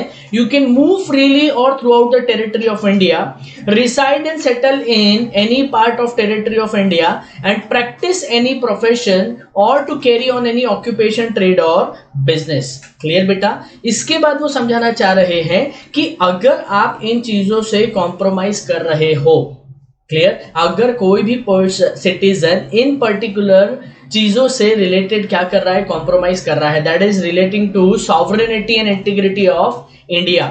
Second is security of the state. Third is friendly relation with foreign states, public order, decency और morality, contempt of court, defamation और इंसाइटमेंट टू एन ऑफेंस। तो इन पर्टिकुलर ग्राउंड्स पर हम आपके रिस्ट्रिक्शंस लगा सकते हैं। नॉर्मली आप ये सारे के सारे फ्रीडम को एंजॉय कर सकते हो, कोई दिक्कत नहीं है। बट जैसे ही आपने क्या किया है, इन पर्टिकुलर सब्जेक्ट मैटर पे बातें करना चालू करी या ये सब्जेक्ट मैटर डायरेक्टली या इनडायरेक्टली अफेक्ट हो रहे हैं, तो उस पर्टिकुलर सिचुएशन में स्टेट के पास ये राइट रहेगा कि वो आपके ऊपर परमिसिबल रेस्ट्रिक्शन लगा सकते हैं। Next is article 21, protection of life and personal liberty. सबसे इंपॉर्टेंट और सबसे ज्यादा बार एग्जाम में पूछे जाने वाला जो अगर कोई आर्टिकल है तो वो है आर्टिकल 21। आर्टिकल 21 कहता है every person the right to fundamental right to life and personal liberty, कि हर एक पर्सन जो इंडिया की टेरिटरी में है उसे राइट टू लाइफ प्रोवाइड किया जाएगा और साथ ही साथ उसके पास क्या रहेगी, पर्सनल लिबर्टी। अब ये कहता है no person shall be deprived of his life, किसी भी पर्सन से उसकी लाइफ को डिप्राइव नहीं किया जाएगा, ना ही उसकी personal liberty, except according to procedure established by law. यही तो इंपॉर्टेंट वर्ड है बेटा, except according to procedure established by law. मतलब अगर किसी लॉ में ऐसा लिखा हुआ है कि आपने फलाना फलाना काम किया, ये XYZ काम किया, तो हम आपकी पर्सनल लिबर्टी छीन लेंगे, मतलब हम आपको जेल में डाल देंगे। या फिर अगर आपने कोई ऑफेंस किया है ग्रीवियस नेचर का जिसकी ग्रेविटी ज्यादा है, तो हम आपसे आपकी जिंदगी भी छीन सकते हैं, मतलब आपको डेथ इंप्रिजनमेंट डिक्लेयर कर सकते हैं। तो उस पर्टिकुलर सिचुएशन में आप आर्टिकल 21 को यूटिलाइज नहीं कर पाओगे। क्लियर। अब आर्टिकल 21 को एक ब्रॉडर इंटरप्रिटेशन देते हुए ये किया गया है कि लाइफ जरूरी नहीं है, मीनिंगफुल लाइफ जरूरी है। आप ह्यूमन डिग्निटी से जी पाए, आपको अलग अलग टाइम पर अलग अलग क्या किया जाए, रेफरेंस में right to life and personal liberty provide किया जा सके। राइट टू ट्रैवल इसका एक पार्ट है, राइट टू सेफ एनवायरनमेंट इसका पार्ट रहेगा। ये सारी की सारी चीजें टाइम एंड टाइम बीइंग इसके अंदर ऐड किया गया है। नेक्स्ट इज आर्टिकल 21A, इसके आगे लिखिए बेटा, 86th constitutional amendment act 2002। Year 2002 में 86th कॉन्स्टिट्यूशनल अमेंडमेंट लाया गया और उसमें यह लिखा गया right to education. Article 21A ये कहता है कि स्टेट हर एक बच्चे को जो 6 इयर्स से 14 इयर्स के बीच में है उसे फ्री और कंपलसरी एजुकेशन प्रोवाइड करेगी। आर्टिकल 21A क्या कहता है कि स्टेट जो है वो फ्री और कंपलसरी एजुकेशन प्रोवाइड करेगी हर एक चिल्ड्रन को between the age of 6 to 14 years. Done. Next is protection against arrest and detention in certain cases. Article 22 deal करता है कि आप किसी भी पर्टिकुलर पर्सन को विदाउट बीइंग इन्फॉर्म्ड कस्टडी में डिटेन नहीं कर सकते हो, अरेस्ट नहीं कर सकते हो। डन बेटा, कि किसी भी पर्सन को अरेस्ट करते समय बताना पड़ेगा कि अंडर विच ग्राउंड्स उसे क्या किया गया है, अरेस्ट किया गया है। डन। अगर उसके पास ग्राउंड्स नहीं है तो उसे क्या करना पड़ेगा, right to deny the right to consult. आप उसको मना नहीं कर सकते, आपको उसको लीगल प्रैक्टिशनर जो भी उसकी पसंद का है उसे कंसल्ट करने का, डिफेंड करने का राइट देना पड़ेगा। Clear.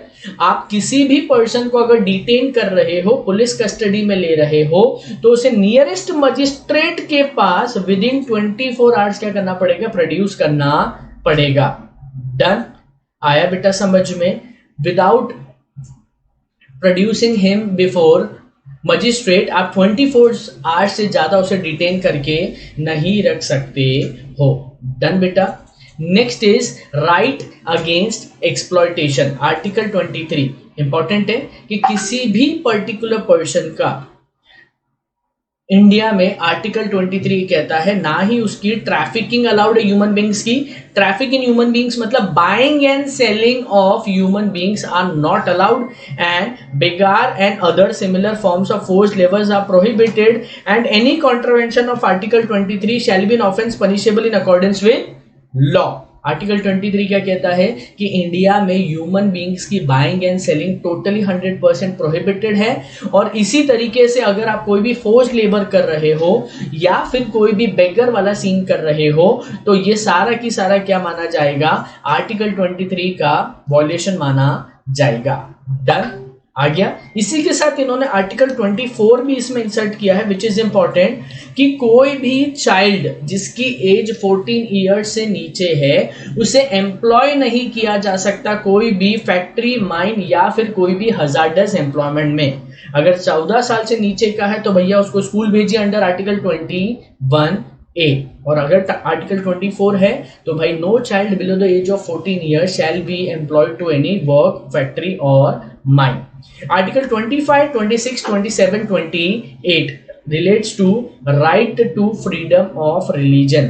right to freedom of religion क्या कहता है, freedom of conscience and free profession, practice and propagation of religion। आप जिस तरीके से चाहे अपने रिलीजन का प्रोपोगेशन बढ़ा चढ़ाकर बताना, प्रोपोगेशन करना, बताना लोगों को, प्रैक्टिस करना और जुलूस निकालना, आप ये सारे काम कर सकते हैं। Next is right to manage religious affairs. आप जिस तरीके से चाहे अपने रिलीजियस मैनर्स अफेयर्स को मैनेज कर सकते हैं।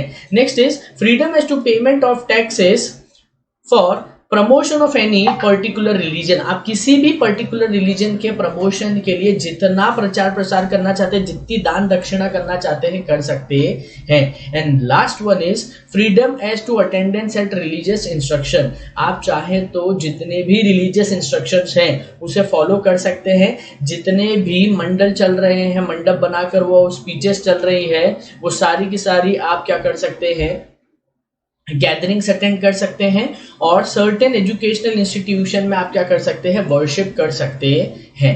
Next is right to constitutional remedies. Important है बेटा, राइट टू कॉन्स्टिट्यूशनल रेमेडीज ये कहता है कि अगर किसी भी पर्टिकुलर पर्सन का फंडामेंटल राइट वायलेट हो रहा है तो वो पर्सन डायरेक्टली क्या कर सकता है, हाई कोर्ट या सुप्रीम कोर्ट अप्रोच कर सकता है।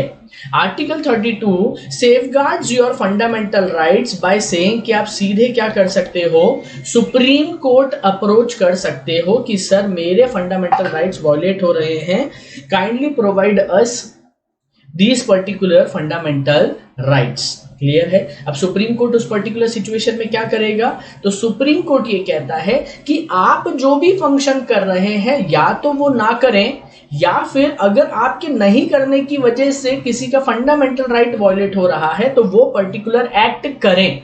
मतलब सुप्रीम कोर्ट ऑर्डर दे रहा है टू डू और not to do a particular act because performing और non performing of that particular act is causing infringement of fundamental right of an individual. क्योंकि वो एक्ट को करने या नहीं करने की वजह से किसी भी पर्टिकुलर पर्सन का फंडामेंटल राइट वायलेट हो रहा है। अब अलग अलग रेफरेंस में सुप्रीम कोर्ट अलग अलग क्या करता है, ऑर्डर प्रोवाइड करता है। The order provided by supreme court और high court is termed as writs, WRITS, writs. और ये डायरेक्शंस जो है इसका नाम है habeas corpus, next is mandamus, next is prohibition, quo warranto and certiorari. Clear बेटा। तो बेसिकली क्या किया गया है कि 5 रिट्स इशू करने का सुप्रीम कोर्ट को और हाई कोर्ट को पावर दिया गया है कि अगर कोई भी पर्टिकुलर पर्सन का फंडामेंटल राइट वायलेट हो रहा है तो supreme court is empowered to issue directions in the nature of habeas corpus, mandamus, prohibition, quo warranto and certiorari. I hope बेटा आपको समझ में आ रहा होगा। Next is directive principles of state policy. किसी भी एक स्टेट को किस तरीके से गवर्न किया जाएगा, what are the basic principles जिसके थ्रू एक स्टेट पॉलिसी को डायरेक्शन प्रोवाइड किया जाएगा, ये सारा की सारा पार्ट 4 ऑफ कॉन्स्टिट्यूशन में आर्टिकल 36 से लेकर आर्टिकल 51 में दिया हुआ है। तो article 36 to 51 part 4 of constitution deals with directive principle of state policy. Clear है। और ये कहता है कि directive principle of state policy are non justiciable in nature. इसको कोर्ट में जाकर आप डिमांड नहीं कर सकते हो। डन। अब बेटा important directive principles are just for reading purpose, इसे शांति से बैठ के एक बार पढ़ लीजिएगा, आपका काम हो जाएगा। Done. Next is fundamental duties. Again 42nd constitutional amendment act 1976 जिसे मिनी कॉन्स्टिट्यूशन बोला गया है, उसमें एक और आर्टिकल ऐड किया गया था जिसका नाम था fundamental duties under article 51A। ये कहता है कि हम आपको 10 फंडामेंटल ड्यूटीज प्रोवाइड कर रहे हैं कि अगर आप इंडिया के सिटीजन हैं तो आपकी सर्टेन ड्यूटीज रहेगी, आपकी सर्टेन जिम्मेदारी रहेगी कि फंडामेंटल राइट्स के साथ साथ आपको क्या करना पड़ेगा, ड्यूटीज को भी फॉलो करना पड़ेगा। डन बेटा। Next is citizenship part 2। बहुत बढ़िया, हमने पार्ट 2 भी देख लिया। पार्ट 2 ये कहता है, सिटीजनशिप वर्ड को डिफाइन किया गया है कि सिटीजनशिप इंडिया में किस तरीके से डिफाइन की गई है।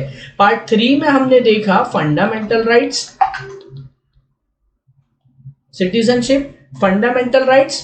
फिर पार्ट 4 में हमने देखा है directive principle of state policy and part 4A में देखा है हमने फंडामेंटल ड्यूटीज। चलिए, सिटीजनशिप ये कहता है कि जिस दिन कॉन्स्टिट्यूशन आया था उस दिन आर्टिकल 5 से लेकर आर्टिकल 11 तक, बेटा आर्टिकल 5 से लेकर 11 तक सिटीजनशिप वर्ड को अलग अलग रेफरेंस में क्या किया गया है, डिफाइन किया हुआ है। ये कहते हुए कि आज हम डिफाइन कर रहे हैं कि आज की डेट में कोई इंडियन सिटीजन है या नहीं है। साथ ही साथ हम एम्पावर करते हैं पार्लियामेंट को कि पार्लियामेंट नियर फ्यूचर में जाकर लॉ बना सकती है with regard to citizenship. Clear. तो सिटीजनशिप को दो रेफरेंस या दो एस्पेक्ट में रीड किया जाता है। पहला है with reference to on the date of adoption of constitution, और उसके बाद है with reference to after independence. तो बेटा इंडिपेंडेंस वाले दिन किसके पास इंडियन सिटीजनशिप मानी जाएगी, किसके पास नहीं मानी जाएगी। आर्टिकल 5 से लेकर आर्टिकल 11 में ये चीज बताई गई है। आर्टिकल 5 क्या कहता है कि कॉन्स्टिट्यूशन के कमेंसमेंट के टाइम पर कौन सिटीजन माना जाएगा, कौन सिटीजन नहीं माना जाएगा। तो जो इंडियन टेरिटरी में बॉर्न हुआ है, वेदर इट इज मेल और फीमेल, उसे क्या माना जाएगा, सिटीजन माना जाएगा। Second, either of whose parents was born in territory of India, अगर आपके फादर या मदर इंडिया में बॉर्न हुए हैं तो उनका जो आने वाला जनरेशन है वो भी क्या कर सकता है, सिटीजनशिप क्लेम कर सकता है। और जिस दिन इंडिया ने कॉन्स्टिट्यूशन अडॉप्ट किया उस दिन who has been ordinarily resident in the territory of India for not less than 5 year, वो पहले 5 सालों से कहां पे रहता हुआ आ रहा है, इंडिया में रहता हुआ आ रहा है, तो उसे क्या मान लिया जाएगा, इंडियन सिटीजन मान लिया जाएगा। इसके बाद से उन्होंने कहा कि हम पूरा पावर सेंट्रल गवर्नमेंट या पार्लियामेंट को दे रहे हैं। पार्लियामेंट चाहे तो specific law related to citizenship बना सकता है। तो पार्लियामेंट ने उस पावर को यूज करते हुए बनाया है बेटा सिटीजनशिप एक्ट 1955। तो आज की डेट में अगर किसी इंडिविजुअल से ये पूछा जाए कि आप सिटीजन हो या नहीं हो, तो फॉर दैट रेफरेंस ही has to deal with citizenship act 1955। आ रहा है समझ में। Next is parliament. पार्लियामेंट मतलब क्या होता है, तो उन्होंने बोला पार्लियामेंट मतलब 3 स्ट्रक्चर का कॉम्पोजिशन। पहला है president, house of the people and council of the state. ये समझाते हुए उन्होंने पार्लियामेंट को ये कहा है कि there shall be parliament for the union. हर एक यूनियन के लिए क्या रहेगा, पार्लियामेंट रहेगा, जिसमें 3 कैटेगराइजेशन होगा। पहला है प्रेसिडेंट एंड दूसरा है 2 हाउसेस, जैसे कि council of the state and house of the people. Done बेटा। अब इसे राज्यसभा बोला जाता है या लोकसभा, तो बेटा पीपल मतलब क्या होता है, लोग, लोग बोले तो लोक, इसीलिए लोकसभा को क्या बोला जाता है इंग्लिश में, house of the people. Done. And state को हिंदी में क्या बोला जाता है, राज्य। तो काउंसिल ऑफ द स्टेट्स मतलब क्या होता है, राज्यसभा। अब इन्होंने धीरे धीरे धीरे स्टेप बाय स्टेप हर चीज को डिफाइन किया है, जिसमें सबसे पहला है प्रेसिडेंट। तो प्रेसिडेंट कौन है बेटा, तो उन्होंने बोला प्रेसिडेंट जो है he is the supreme authority of the state who is elected by the members of N electoral college, जिसमें कौन आएगा, उन्होंने बोला elected member of both the houses of parliament, Lok Sabha and Rajya Sabha, and elected members of legislative. ये दोनों मिलकर क्या कर रहे हैं, अपना एक रिप्रेजेंटेटिव बाय वोटिंग अपॉइंट कर रहे हैं, जिसे बोला जाएगा प्रेसिडेंट। अब article 53 of constitution of India defines the power of president. Power of president ये कहता है कि एक यूनियन से रिलेटेड सारे की सारे एग्जीक्यूटिव पावर किसके पास में रहेंगे, प्रेसिडेंट के पास में रहेंगे। Clear. President of India shall be the head of the executive power of the union. Done. अब जितना भी गवर्नमेंट का बिजनेस फंक्शन होगा ये सारा की सारा किसके हाथ में रहेगा, प्रेसिडेंट के। अब प्रेसिडेंट के पास एडमिनिस्ट्रेटिव पावर रहेगा बेटा, दूसरा मिलिट्री पावर रहेगा, तीसरा legislative and fourth one is judicial power. Administrative power ये कहता है कि गवर्नमेंट के जितने भी डिपार्टमेंट है उनको चलाना, एडमिनिस्टर करना और उससे रिलेटेड लॉ का इंप्लीमेंटेशन करना, these shall form lie in the hands of president. दूसरा है आर्म्ड फोर्सेस के पास जितना भी पावर है, आपका एयर, नेवी एंड एयरफोर्स, इनका जो कमांडिंग ऑफिसर है वो कौन रहेगा, प्रेसिडेंट। और वॉर डिक्लेयर करना, किसी भी कंट्री में, इंडिया में वॉर डिक्लेयर करना है तो that power ultimately lies in hands of president. तो मिलिट्री पावर भी प्रेसिडेंट के पास है। Third is summoning propagation of legislature, legislative power भी किसके पास रहेगा, प्रेसिडेंट के हाथ में रहेगा। नेक्स्ट इज जुडिशियल पावर, किसी को ग्रांटिंग ऑफ पार्डन, रिप्राइव्स और क्राइम से रिलेटेड अगर किसी भी पर्टिकुलर पर्सन की सजा को कम करना है या डेथ सेंटेंस को हटाना है, this subject matter shall also lie in the hands of judicial power, shall also lie in hands of president. Next is बेटा article 123, power to promulgate ordinance. Power to promulgate ordinance क्या कहता है कि president के पास power है कि किसी भी टाइम पर अगर इमरजेंसी में कोई भी लॉ बनाना पड़ रहा है और पार्लियामेंट पावर में नहीं है, तो उस पर्टिकुलर सिचुएशन में प्रेसिडेंट क्या कर सकता है, उस सब्जेक्ट मैटर से रिलेटेड लॉ बना सकता है। Next is Rajya Sabha and Lok Sabha. बेटा इसके ऊपर ध्यान से समझिएगा, फोकस करते हैं। राज्यसभा क्या होता है? Rajya Sabha is known as council of the state. Rajya Sabha में 12 मेंबर्स रहेंगे which shall be nominated by president and 238 members जो रहेंगे वो इलेक्ट कौन करेगा? तो 238 of states and union territory. तो स्टेट और यूनियन टेरिटरी जो है उसका पावर है प्लस पार्लियामेंट में प्रेसिडेंट का जो भी इलेक्टिव रिप्रेजेंटेटिव है दैट शैल बी 12। तो टोटल राज्यसभा में 250 मेंबर्स हो सकते हैं, जिसमें बाइफर्केशन क्या रहेगा? 12 shall be members nominated by president, जिसके पास एक्सट्रीम नॉलेज है इन आर्ट, साइंस, लिटरेचर, ये सोशल सर्विस, तो प्रेसिडेंट इन्हें अपॉइंट कर सकता है। और 238 जो है वो स्टेट या यूनियन टेरिटरीज के रिप्रेजेंटेटिव रहते हैं जो अपने रिस्पेक्टिव स्टेट को रिप्रेजेंट करते हैं। Next is Lok Sabha. बेटा लोकसभा में इन टोटल 552 मेंबर्स होते हैं, जिसका 3 बाइफर्केशन है।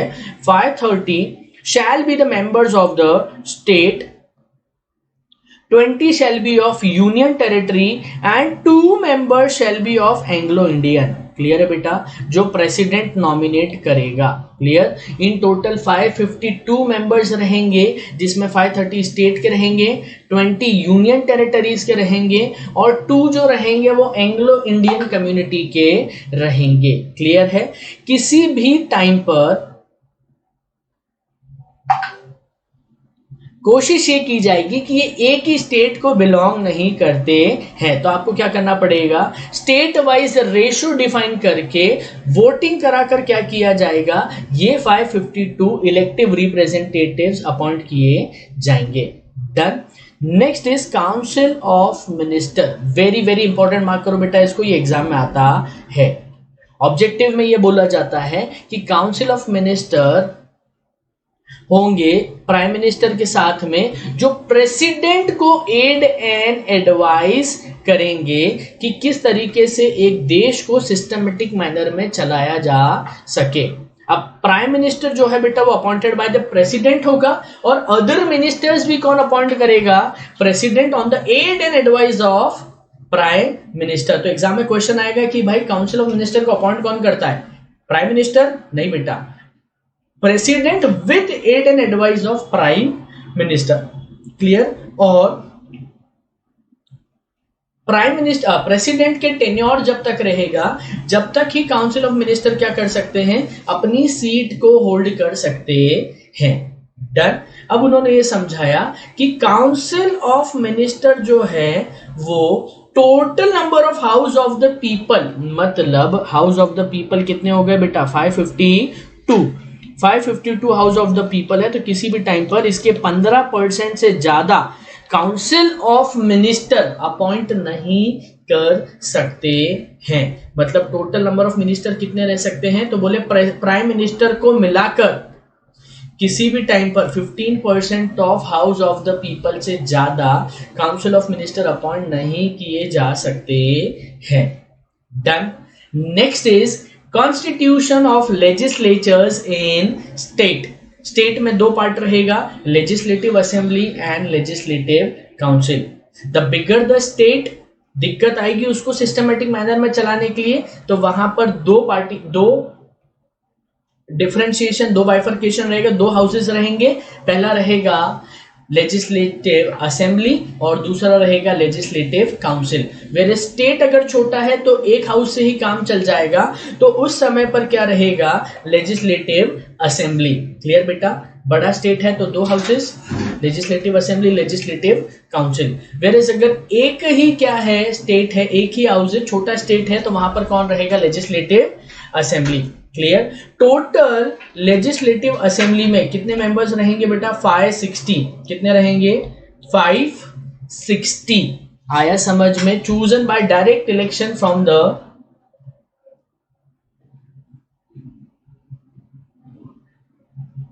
Done, not more than 500 and not sorry बेटा, इन टोटल कितने रहेंगे, 500 मेंबर्स रहेंगे और किसी भी टाइम पर 60 से कम नहीं होना चाहिए। क्लियर है। लेजिस्लेटिव असेंबली में टोटल कितने रहेंगे, 50 से ज्यादा नहीं हो सकते और 60 से कम नहीं हो सकते हैं। और किसी भी टाइम पर लेजिस्लेटिव काउंसिल में जो भी LA है, लेजिस्लेटिव असेंबली है, उसके 1/3 से ज्यादा, उसके 1/3 से ज्यादा का आप क्या नहीं कर सकते हो, उसके 1/3 से ज्यादा आप अपॉइंट नहीं कर सकते हो। और गिरी से गिरी हालत में 40 तो आपको लेजिस्लेटिव काउंसिल में रखना ही पड़ेंगे। इनका टेन्योर कितना रहेगा बेटा, तो एग्जाम में आता ही है, लेजिस्लेटिव असेंबली और लेजिस्लेटिव काउंसिल के जितने भी इलेक्टिव्स रहेंगे उनका टेन्योर रहेगा 5 साल, और 5 साल के बाद इन्हें क्या करना पड़ेगा, वापस से रीअपॉइंट करना पड़ेगा। अब जैसी पावर प्रेसिडेंट के पास एक कंट्री में है, वैसी की वैसी सेम पावर किसके हाथ में रहेगी, गवर्नर के हाथ में रहेगी, एक स्टेट को चलाने के लिए। क्लियर है बेटा, डन। इसके बाद इन्होंने समझाया कि आर्टिकल 213 में ऑर्डिनेंस मेकिंग पावर रहेगा स्टेट से रिलेटेड, कि अगर कोई भी स्टेट में सेशन नहीं बैठा हुआ है और अर्जेंट में डिस्कशन करना है, तो फिर गवर्नर क्या कर सकता है, उससे रिलेटेड लॉ पास कर सकता है। Next is judiciary. Judiciary is the authority जहां पर इंटरप्रिटेशन ऑफ लॉ किया जाएगा। तो बेटा ये 2 पार्ट में चलता है। एक है अपीलेट अथॉरिटी, कि अगर आप डिस्ट्रिक्ट कोर्ट, लोअर कोर्ट के डिसीजन से सेटिस्फाइड नहीं हो तो आप हायर कोर्ट पे जाइए, उसके डिसीजन से सेटिस्फाइड नहीं है तो और हायर कोर्ट पर जाइए। वेयरएज कॉन्स्टिट्यूशन के इंटरप्रिटेशन में अगर आपको कोई भी दिक्कत आ रही है, अगर फंडामेंटल राइट्स वॉयलेट हो रहा है, तो डायरेक्ट ज्यूरिसडिक्शन किसका रहेगा, सुप्रीम कोर्ट का। क्लियर बेटा। तो इंडिया में हायरार्की जो फॉलो की जा रही है, तो supreme court of India is the highest hierarchy. उसके बाद आता है हाई कोर्ट, और हाई कोर्ट में लिखा हुआ है कि अगर हाई कोर्ट के पास बर्डन ज्यादा हो जाता है तो हाई कोर्ट अपनी ये पावर को क्या कर सकता है, डेलीगेट कर सकता है। तो हाई कोर्ट ने तुरंत ये पावर यूज करते हुए क्या किया, सबऑर्डिनेट कोर्ट्स बनाए जिनका नाम रखा सिविल कोर्ट और क्रिमिनल कोर्ट्स। आया बेटा समझ में, डन। ब्रिटिशर्स के टाइम पर ये 2 थे, प्रिवी काउंसिल और फेडरल कोर्ट। बाद में इसको सेम करके क्या कर दिया, सुप्रीम कोर्ट। मतलब कि कॉन्स्टिट्यूशन से रिलेटेड केसेस भी सुप्रीम कोर्ट ही सुनेगा, वेयर एज नीचे वाले लेवल के हाईएस्ट अपीलेट अथॉरिटी भी कौन रहेगी, सुप्रीम कोर्ट ही रहेगी। हाई कोर्ट्स, ठीक है, पर्टिकुलर एरियाज में जहां जहां पर जरूरत पड़ रही है, हाई कोर्ट एस्टैब्लिश किए जा सकते हैं। High court shall be having original as well as civil jurisdiction as well. Subordinate courts, तो सबऑर्डिनेट कोर्ट्स में आएगा सिविल और क्रिमिनल। अब बेटा मोस्टली बच्चों का डाउट आता है, सर सिविल कोर्ट और क्रिमिनल कोर्ट में क्या डिफरेंस होता है। बेटा समझिए, जो सिविल केसेस को हैंडल करते हैं वो सिविल कोर्ट है, जो क्रिमिनल केसेस को सुनने का पावर रखते हैं उसे क्रिमिनल कोर्ट्स बोला जाता है। सर सिविल क्रिमिनल क्या होता है, ऐसे क्राइम्स या ऐसी पर्टिकुलर एक्ट जो पब्लिक एट लार्ज को अफेक्ट कर रहे हैं उसे बोला जाएगा क्रिमिनल नेचर के केसेस। वेयरएज जहां पे इंडिविजुअल पार्टीज के राइट्स अफेक्ट हो रहे हैं उसे बोला जाएगा सिविल केसेस। तो सिविल केसेस जो सुनता है उसे बोला जाएगा civil court, whereas criminal cases जो हैंडल करता है उसे बोला जाएगा कोर्ट को क्रिमिनल कोर्ट्स। डन बेटा। अब डिस्ट्रिक्ट जज, एडिशनल डिस्ट्रिक्ट जज, जुडिशियल स्टेट मुंसिफ, ये पर्टिकुलर किस कैटेगरी में आएंगे, सिविल कोर्ट की। वेयर क्रिमिनल कोर्ट में मजिस्ट्रेट वर्ड यूज किया जाता है, JMSC judicial magistrate 2nd class, judicial magistrate first class. तो ये पर्टिकुलर जो है वो क्रिमिनल कोड से रिलेटेड होते हैं। अब कोर्ट को जो मैनेज करता है कि केसेस, पब्लिक ट्रैंक्विलिटी, कि अगर भाई स्टेट में, सिटी में कुछ गड़बड़ चल रहा है तो कहीं पर भी जाकर एक्शन लेना, ये सारी चीजें सिस्टमेटिक मैनर में मेंटेन करना, ये सारा फंक्शन कौन देखता है? Executive magistrate. डन बेटा। इसके बाद है स्पेशल ट्रिब्यूनल, कि कोर्ट चाहे तो स्पेशल क्या कर सकता है? जुडिशियल सेटअप ला सकता है फॉर स्पेसिफिक मैटर, जिसे क्या बोला जाएगा? Special tribunals. आया बेटा? जैसे कंज्यूमर फोरम हो गया, टैक्स के लिए ITAT हो गया, इनकम टैक्स अपीलेट ट्रिब्यूनल हो गया, सिक्योरिटीज अपीलेट ट्रिब्यूनल हो गया। तो ये सारे के सारे किसका पार्ट माने जाएंगे? स्पेशल ट्रिब्यूनल का। NGT हो गया, नेशनल ग्रीन ट्रिब्यूनल, जो सिर्फ किसके बारे में बात करता है? एनवायरमेंट से related. Next is writ jurisdiction. Writ jurisdiction हम चालू करते हैं। सबसे पहला क्या है? Habeas corpus. मैंने आपको बताया आर्टिकल 32 एक फंडामेंटल राइट है जो एक्शन लेता है अगेंस्ट वायलेशन या फिर इंफ्रिंजमेंट ऑफ फंडामेंटल राइट्स। तो कौन कौन से रिट्स है बेटा? तो बेसिकली यहां पर 5 रिट बताई गई है। सबसे पहला है हेबियस कॉर्पस, इसको शॉर्ट में लिखते जाओ बेटा, एग्जाम में काम आएगा। To present the body. Habeas corpus क्या बोला जाएगा? To present the body. ये कहता है कि किसी भी पर्टिकुलर पर्सन को आर्टिकल 21 ये सेफगार्ड या प्रोटेक्शन प्रोवाइड किया करता है कि किसी भी पर्सन को अपनी पर्सनल लिबर्टी से कॉम्प्रोमाइज करने का जरूरत नहीं है। आप किसी भी पर्टिकुलर पर्सन को अनलॉफुली डिटेन नहीं कर सकते हो। अगर आपने किसी भी पर्टिकुलर पर्सन को अनलॉफुली डिटेन किया है तो या तो वो पर्सन या फिर उसका लीगल रिप्रेजेंटेटिव या फिर फैमिली एंड फ्रेंड्स क्या कर सकते हैं? सुप्रीम कोर्ट में रिट पिटीशन लगा सकते हैं अंडर हेबियस कॉर्पस। और हेबियस कॉर्पस के अंडर क्या किया जाएगा? उसके अगेंस्ट में एक्शन लिया जा सकता है। डन बेटा। Next is mandamus. मैंडेमस मतलब क्या होता है? We command. फर्स्ट लाइन ही दिख रही है, उसको अंडरलाइन करिए। मैंडेमस ये कहता है कि अगर कोई भी गवर्नमेंट अथॉरिटी या इंफीरियर कोर्ट अपने जुरिस्डिक्शन से अगर उन्हें कोई काम दिया गया है, वो काम नहीं कर रहा है या पब्लिक ड्यूटी परफॉर्म नहीं कर रहा है, तो हायर कोर्ट्स जाकर उसे क्या कर सकते हैं? रिट पिटीशन, रिट ऑर्डर कर सकते हैं, इशू कर सकते हैं अंडर मैंडेमस कि क्या किया जाए? उसके अगेंस्ट में एक्शन लिया जाए, कि उसे सुप्रीम कोर्ट क्या करेगा? ऑर्डर देगा कि भाई आप जो काम कर रहे हैं वैसा ना करें, या फिर आप जो काम नहीं कर रहे हैं वो करें, क्योंकि आपके करने या नहीं करने की वजह से क्या हो रहा है? पर्सन का फंडामेंटल राइट वायलेट हो रहा है।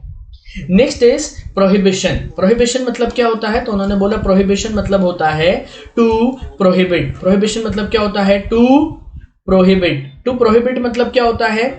कि इंफीरियर कोर्ट अगर अपने जुरिस्डिक्शन से बाहर जाकर कोई डिसीजन दे रहा है तो उसे क्या किया जा रहा है? उसी समय पर रोका जा रहा है कि आप जुरिस्डिक्शन के बाहर जाकर काम ना करें, क्योंकि अगर आपने ऐसा कोई भी डिसीजन दिया तो वो वॉइड माना जाएगा। तो प्रोहिबिशन मतलब क्या होता है? टू फॉरबिड, रोक लगाना। Done. Next is certiorari. Certiorari मतलब टू सर्टिफाई। अगर किसी लोअर इंफीरियर कोर्ट ने डिसीजन दे दिया है जुरिस्डिक्शन से बाहर जाकर, और सुप्रीम कोर्ट या हाई कोर्ट को ये चीज पता पड़ती है, तो वो नीचे वाले सारे के सारे केस को क्वाश करती है और एप्रोप्रिएट अथॉरिटी को कहती है कि आप क्या कर लीजिए, इस पर्टिकुलर अथॉरिटी को आप एक्शन लीजिए कि ये क्या कर रहे हैं, अपने जुरिस्डिक्शन से बाहर जाकर जो भी डिसीजन दिए हैं उसकी कोई वैलिडिटी नहीं मानी जाएगी। तो सर्श्योररी में क्या किया बेटा? जुरिस्डिक्शन क्रॉस हो चुका है और बाद में कोर्ट को पता पड़ रहा है, और ड्यूरिंग द पर्टिकुलर थिंग अगर पता पड़ रहा है उसे वहीं पर रोक दिया जाता है, तो उसे क्या बोला जाता है? प्रोहिबिशन। तो प्रोहिबिशन मतलब होता है टू प्रोहिबिट या फिर फॉरबिड। वेयर सर्श्योररी मतलब क्या होता है? To certify. Done. And last one is quo warranto. Quo warranto मतलब क्या होता है बेटा? बाय व्हाट अथॉरिटी, आप किस अधिकार से इस पर्टिकुलर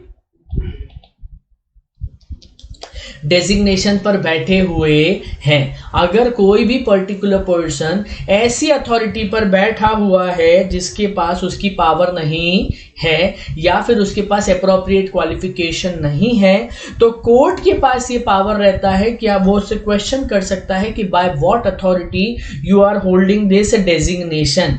अगर पर्सन के पास अप्रोप्रिएट डेजिग्नेशन नहीं है तो फिर वो क्या कर सकता है? कोर्ट ऑर्डर दे सकता है कि आपको अपनी सीट करना पड़ेगी वेकेंट। क्लियर? कि रिट पिटीशन का एग्जांपल ये है बेटा, क्यो वारंटो के थ्रू ये कहना चाहता है कि कोर्ट चाहे तो डायरेक्शन ले सकता है कि आप इस ऑफिस को किस पोजीशन, किस तरीके से होल्ड करके रखे हुए हो। डन बेटा? इसी के साथ आपका कॉन्स्टिट्यूशन वाला पार्ट खत्म। मेजर कॉन्स्टिट्यूशनल अमेंडमेंट कौन कौन से आए हैं तो आप एक बार मार्क कर लीजिए। एक है 42nd कॉन्स्टिट्यूशनल अमेंडमेंट, आपको रीड करना है कि मिनी कॉन्स्टिट्यूशन में क्या क्या ऐड किया गया था। नेक्स्ट इज आपको 1989 में जो अमेंडमेंट आया था वो देखना पड़ेगा कि भैया वोटिंग राइट जो है वो 21 से कम करके 18 कर दी गई थी। इसके बाद है 86th कॉन्स्टिट्यूशनल अमेंडमेंट एक्ट 2002 जिसमें आर्टिकल 21 ऐड किया गया था। डन बेटा? एंड इसके बाद है 103rd अमेंडमेंट एक्ट 2019 एंड इसके बाद है 105th अमेंडमेंट एक्ट जिसमें क्या किया गया था? National commission for backward classes के लिए एक अलग से एक्ट बनाया गया था। So this is for all constitution वाला पार्ट। मिलते हैं हम नेक्स्ट चैप्टर में। इस चैप्टर को फटाफट रिवाइज करिए। इससे रिलेटेड अगर आपको कुछ भी डाउट है तो कमेंट सेक्शन में बताइए। We shall discuss it and resolve your query. Thank you so much बेटा।